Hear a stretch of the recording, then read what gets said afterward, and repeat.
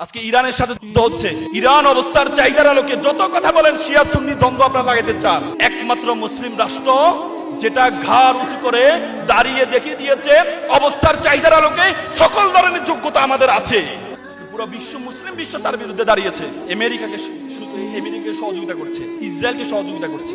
Iran যখন missile মারে, পার্শ্ববর্তী রাষ্ট্রগুলো জর্ডান, মুসলিম রাষ্ট্রগুলো এগুলো ঠেকায়। তুমি মুসলমান হয়ে মুসলমানদের বিপক্ষে দাঁড়াবা, আর একজন মুসলিম কখনো সহ্য করতে পারে না। এজন্য ঘাঁটিগুলোকে আক্রমণ করেছে।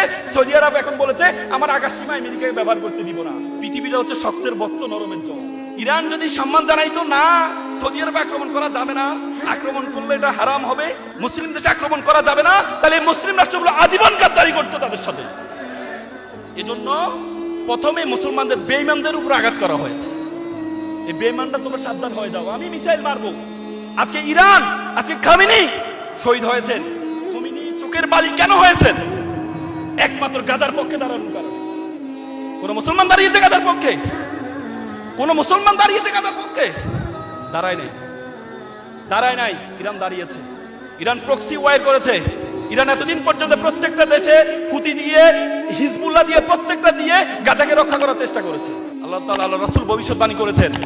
আল্লাহ রাসূল বলেছে কিয়ামতের আলামতের মধ্যে একটা আলামত হচ্ছে খোরাসাইন থেকে কালো পতাকাবাহী একদল বের হবেন। তারা গিয়ে জেরুজালেম রক্ষা করবেন এবং বাইতুল মুকাদ্দাসকে কি করবেন? রক্ষা করে জয়ী করবেন। তার মানে আল্লাহ রাসূলের ভবিষ্যৎবাণী আলোকে বলা হয় তাকে খোরাসাইন হচ্ছে ইরানের একটা প্রদেশের খোরাসাইন। খোরাসাইন আল্লাহ রাসূলের ভবিষ্যৎবাণী মিথ্যা হবে না কখনো। ইরানের কথা এমন কোন কিতাব নাই যেখানে উল্লেখ নেই। পারস্যের কথা কোরআনে আছে, বাইবেলে আছে, প্রত্যেকটা কিতাবে পারস্যের কথা বলা আছে। পারস্যের এমনি হয়নি, এমনি গাছ দেখাচ্ছে না ইরান। ইরানের যে ভৌগোলিক অবস্থান আল্লাহ তাআলা তাদেরকে দিয়েছে, ইরানকে স্থলপথে জীবনে কেউ আক্রমণ করতে পারবে না। চারপাশে পাহাড়।